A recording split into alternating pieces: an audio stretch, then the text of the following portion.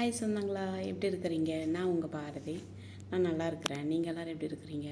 எல்லோரும் லஞ்ச் சாப்பிட்டீங்களா? நல்லா இருக்கிறீங்களா? எல்லாருக்கும் ஒரு விஷயம் சொல்லணும். வீட்டில் இருந்து யாருக்கும் ஃபோன் பண்ணலன்னு சொல்லி நீங்கள் அழுவாதீங்க, டென்ஷன் படாதீங்க.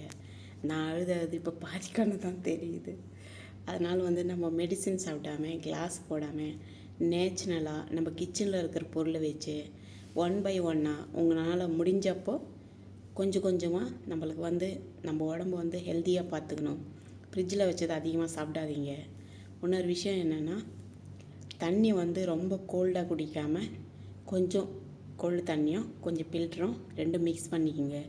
ஏன்னா கிளைமேட் சேஞ்ச் ஆகும்போது நம்மளுக்கு இங்கே கழுத்துக்கிட்டெல்லாம் இரும்பல் கசகசான்னு அப்படி இருக்கும். அதனால் நீங்கள் ரொம்ப கோல்டாக குடிக்காதீங்க தண்ணி, ஓகேவா?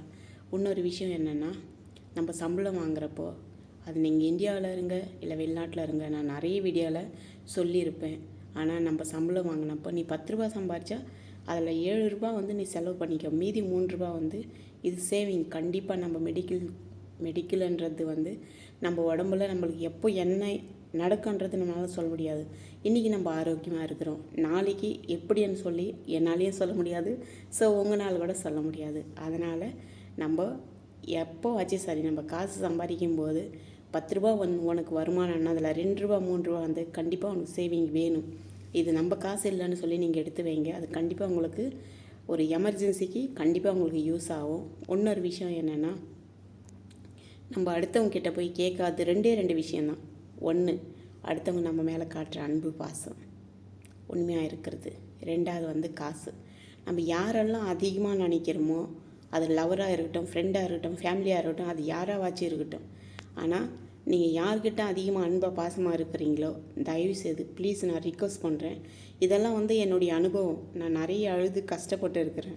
அதனால தான் உங்களுக்கு சொல்லிகிட்டு இருக்கிறேன். ஏன்னா அந்த பிரச்சனைன்றது நம்ம பேஸ் பண்ணும்போது தான் அது தெரியும். என்ன மாதிரி அடுத்தவங்க வீடியோ போடும்போது அது உங்களுக்கு தெரியாது. அனுபவத்தால் தெரிஞ்சுக்கணும். அனுபவப்பட்டால் தான் அது உண்மையாக பொய்யான்னு சொல்லி நம்மளால் அதை பேஸ் பண்ண முடியும். நான் நிறைய அனுபவப்பட்டு இருக்கிறேன். கண்ணை மூடிட்டு யாரையும் முக்கியமாக நம்பாதீங்க. அவங்க யாராக இருந்தாலும் சரி, அது ஆம்பளையாக இருக்கட்டும் பொம்பளையாக இருக்கட்டும், கண்ணை மூடிட்டு இவங்க நல்லவங்கன்னு சொல்லி தயவுசெய்து நம்பாதீங்க. உங்கள் லைஃப்பை சேஃபாக நீங்கள் தான் பார்த்துக்கணும். ஏன்னா ஆம்பளைங்க கூட நிறைய பொம்பளைங்க கிட்ட ஏமாந்துடுறாங்க, கஷ்டப்படுறாங்க. அதே மாதிரி பொம்பளைங்க கூட ஆம்பளைங்களை நம்பி ஏமாறுறாங்க. அதனால் நீங்கள் பார்த்து பொறுமையாக 1க்கு 10 முறை யோசித்து உங்கள் லைஃப்பை நீங்கள் முடிவெடுங்க. இப்போ யாருக்காச்சும் உதவி பண்ணும்போது கூட, சாட்சி கையெழுத்து போடும்போது கூட யோசித்து போடுங்க. ஏன்னா நம்ம அடுத்தவங்களுக்கு உதவி செய்ய போய் அந்த கஷ்டத்தில் நம்ம மாட்டிப்போம். அந்த கஷ்டத்தை நம்ம பேஸ் பண்ணும்போது தான் அது நம்மளுக்கு தெரியும். அதனால் இதெல்லாம் ஒன்றா நான் அனுபவிச்சுட்டு இருக்கிறேன். அதனால தான் உங்கள்கிட்ட ஷேர் பண்ணுறேன். எல்லோரும் டேக் கேர். என்னை சப்போர்ட் பண்ணுறவங்க எல்லாருக்கூட ஒன்ஸ் மோர் தேங்க்யூ. டயத்துக்கு சாப்பிடுங்க. வெளியில் போகிறப்பெல்லாம் ஜாக்கிரதையாக போயிட்டு வாங்க. ஏன்னா வெளிநாட்டில் நம்மளுக்கு நீ சாப்பிட்டியா, எப்படி இருக்கிற, நல்லா இருக்கிறியான்னு சொல்லி ஒரு வார்த்தை கேட்குறதுக்கு கூட யாரும் ஆதி கிடையாது. ஆனால் மாதம் வந்தால் சம்பளம் வந்துச்சா, சம்பளம் கொடு. எனக்கு அழுகு போய் சிரிப்பு வருது. சம்பளம் வந்துச்சா அப்படின்னு சொல்லி இன்னொரு 1 வீக்கில் சம்பளம் நான் முன்னாடியே நம்மக்கிட்ட கேட்பாங்க. அப்போ நம்மளுக்கு ரொம்ப கஷ்டமாக இருக்கும். நம்ம காலையிலேருந்து ராத்திரி வரைக்கும் நம்ம நிறைய வேலை செய்வோம் வெளிநாட்டில். ஆனால் வீட்டில் இருக்கிறவங்க அதெல்லாம் யோசிக்கவே மாட்டாங்க, சத்தியமாக யோசிக்க மாட்டாங்க. அவங்கக்கிட்ட நம்மளுக்கு ஒரு 5 நிமிஷம் நம்மக்கிட்ட பேசும்போது நம்ம ரொம்ப சந்தோஷப்படுவோம். உண்மையிலேயே ரொம்ப சந்தோஷப்படுவோம். நம்ம செய்த கஷ்டத்தை எல்லாம் மறந்துடுவோம். ஆனால் வீட்டில் இருக்கிறவங்களுக்கு நம்மக்கிட்ட ஒரு 5 நிமிஷம் பேசுகிறதுக்கு டைம் இருக்காது. எனக்கு பெரிய ஃபேமிலி, ஆனாலும் யாரும் இல்லாமல் அனாதை மாதிரி வாழ்ந்துட்டு இருக்கிறேன். என்ன மாதிரி அனாதை லைஃப் யாருக்கும் வரக்கூடாது. ஏன்றீங்களா? காசு சம்பாதிக்கலாம், ஆனால் சொந்தத்தை சம்பாதிக்க முடியாது. நான் நிறைய விஷயம் நான் பேஸ் பண்ணதுனால தான் நான் அடுத்தவங்களுக்கு சொல்கிறேன். இதெல்லாம் அனுபவத்தால் தெரிஞ்சுக்கிறேன். அதனால் நீங்கள் கூட கஷ்டப்படாதீங்க. விளக்கு எரியும் போதே நம்ம வீடு நல்லா சரி பார்த்துக்கணுமா, அது மாதிரி நம்ம கஷ்டம் இங்கே கஷ்டப்படுறோம். நம்ம வெளிநாட்டில் வேலை செய்யும்போது அந்த 10 ரூபா அதில் 6 7 நீங்கள் வீட்டுக்கு கொடுத்து மீதின்றது உங்களுக்கான சேவிங்.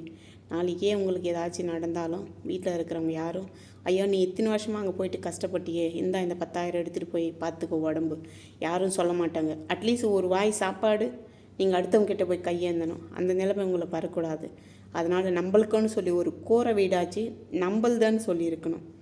அப்போ தான் நம்ம தைரியமாகவும் நம்பிக்கையாகவும் யார் முன்னாடியும் போய் கையேந்தாமல் நம்ம வீட்டில் நம்ம இருக்கலாம். அதனால் வந்து எல்லாருக்கும் சொல்லிக்கிறது ஒன்றே, நீங்கள் வெளிநாட்டில் வேலை செய்யும்போது உங்களுக்கான சேவிங் கண்டிப்பாக எடுத்து வச்சிங்க. உங்கள் லைஃப் நல்லாயிருக்கும். ஓகேவா?